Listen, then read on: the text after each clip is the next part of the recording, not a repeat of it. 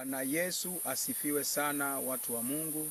Tazama, ni siku nyingine tena, siku ya tarehe 4 ya mwezi wa 3 mwaka 2026. Siku ya leo natamani tujifunze somo ambalo linahusu toba. Lakini kabla kujifunza neno hilo, naomba tuimbe wote tenzi ya rohoni inayosema kwamba nimekombolewa kwa damu ya Yesu. Karibuni watu wa Mungu, tuimbe kwa pamoja.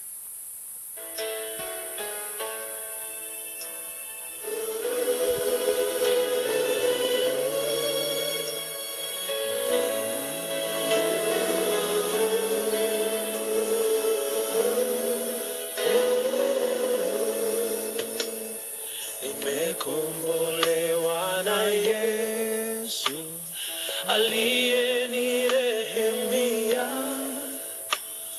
kwa bei ya mauti yake nimekuwa mtoto wake.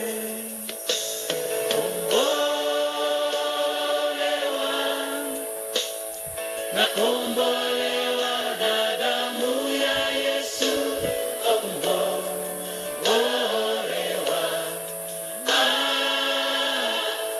Ni mwana wake kweli,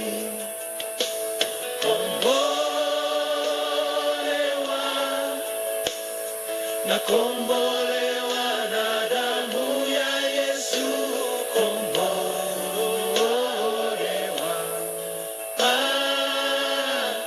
mimi mwana wake kweli.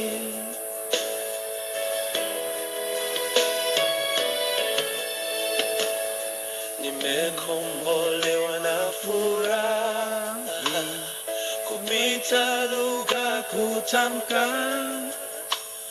kulionesha pendo lake, nimekuwa mtoto wake.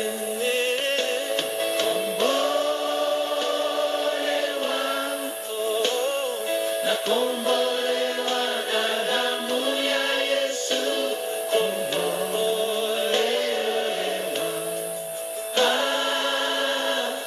Mimi mwana wake kweli,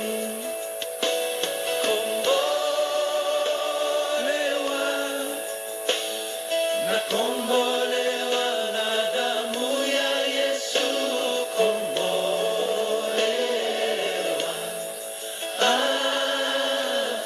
mimi mwana wake kweli. Asante sana watu wa Mungu kwa kuimba pamoja nami tenzi ya rohoni hii, na Mungu awabariki sana. Kwa hiyo karibuni katika somo letu la tarehe 4 ya mwezi wa 3 mwaka 2026. Somo letu kama nilivyosema awali kwamba somo letu linahusiana na swala ya toba. Mtu wa Mungu inatakiwa ujiulize nini maana ya toba, na je, kuna umuhimu wowote kwetu kufanya toba? Najua watu wa Mungu mnafahamu nini maana ya neno toba, na pengine unafahamu au haufahamu kama kuna umuhimu wowote watu wa Mungu kwa kufanya toba. Tuone maana ya toba ni nini. Kwanza neno toba linatokana na neno kutubu. Mtu yoyote anayetubu maana yake amefanya toba. Je, nini maana ya kutubu? Kutubu ni kugeuka kutoka katika njia uliyokuwa nayo unaiendea. Maana yake kama mtu ameshawishika kugeuka kutoka katika njia au mwenendo aliyokuwa anauendea kwa njia ya majuto na maombi ya kuomba msamaha, kama njia hiyo ilikuwa ni kikwazo kwa mwingine, mtu huyo anakuwa ametubu au amefanya toba.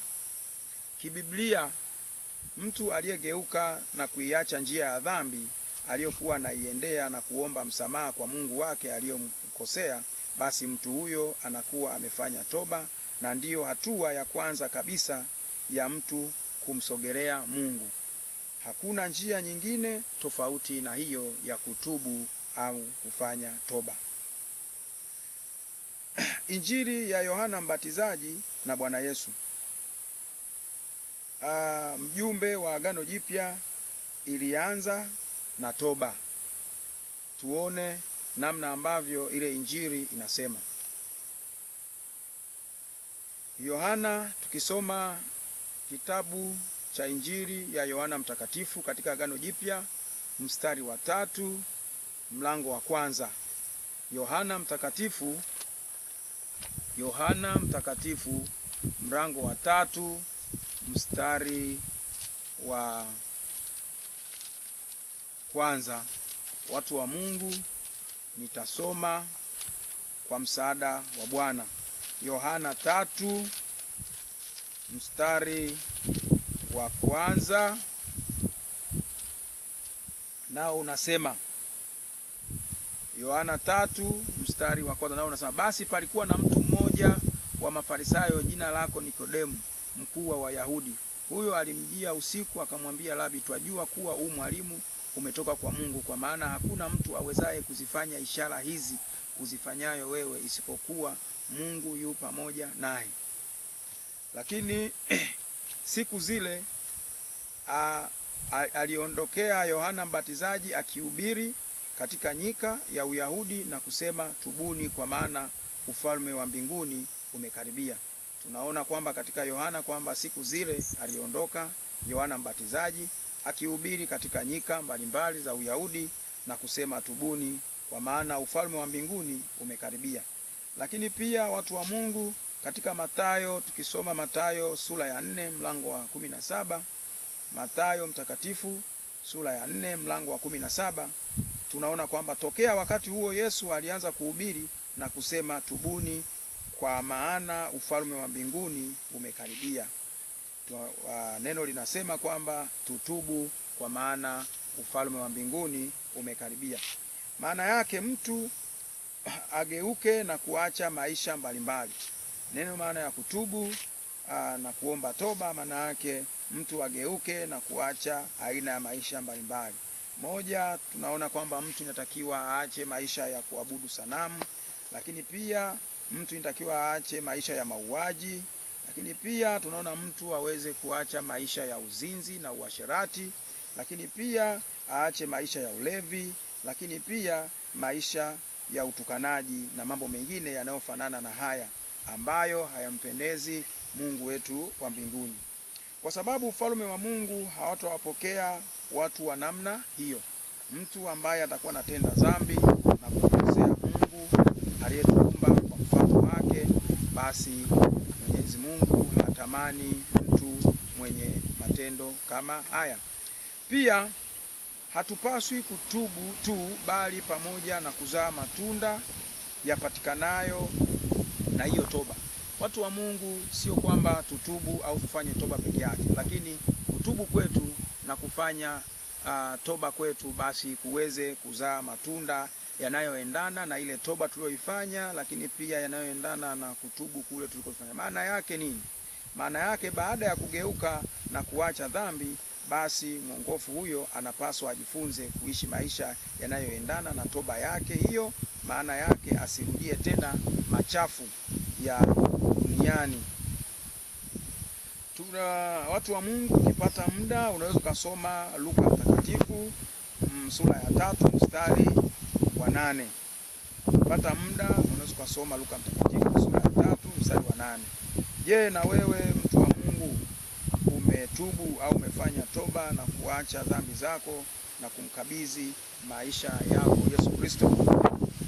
Watu wa Mungu, tunaona kwamba Biblia takatifu inatufundisha namna ambayo tunatakiwa tumtegemee yeye. Inatupasa tuache dhambi, tuache kutumikia vitu mbalimbali, tuache kutenda mambo ambayo hayampendezi Mungu wetu. Hivyo watu wa Mungu wa dunia leo tunapaswa kujitoa katika maisha yetu kila siku, tumtegemee Mungu tuweze kupata baraka zake ambazo ametuandalia sisi watoto wake tuweze kuzipata kwa kutenda matendo yaliyo mema. Hivyo basi watu wa Mungu, na tuombe kwa somo hili ambalo takatifu Mwenyezi Mungu ametujalia, lakini pia ukipata nafasi inakupasa ufanye toba ambayo itampendeza Mwenyezi Mungu kwa ajili ya kuacha dhambi, akuongoze na akutakase ili uwe mtoto mwema. Na tuombe. Asante Baba yetu wa mbinguni kwa muda na saa hii tena. Asante kwa siku njema ya tarehe 4 ya mwezi wa 3 ya mwaka 2026. Nimepata kibali matakatifu machoni pako, si kwa nguvu zetu bali kwa uwezo wa mwana Yesu Kristo aliyeweza kufa msalabani kuondoa dhambi zetu. Tunasema asante kwa zawadi hii. Mungu, tazama umekwenda kutufundisha nini maana ya toba, umetufundisha kutubu. Mwenyezi Mungu, tunajua sisi ni wa dhambi, tunakosea wewe kimawazo na maneno na vitendo, na pengine hatukustahili kuitaja jina lako takatifu, bali tunajitaja kwa kuwa wewe Mungu umuweza wa haya yote. Tunaomba Mungu ukatusamee kukosa kwetu kwa kuwaza, kwa kunena na kwa kutenda, na tunaomba ukatusafishe na ukatufanya watoto wako ili siku ya mwisho tukafurahi pamoja nawe katika kiti kile cha enzi. Mungu wetu, Baba yetu wa mbinguni, kajalie siku hii Mungu kila mmoja wetu katika shughuli zake za mikono, kamtambulie, kamtie nguvu, bali akaweze kukiri wewe kwamba Mungu ni uwezo wa yote, na hizo mali na pilika zote alizokuwa nazo, basi wewe Mungu mweza kumjalia ili aweze kutegemewa siku zote za maisha yake. Nikiomba na kuamini katika Utatu Mtakatifu, watu wa Mungu na tuseme amen.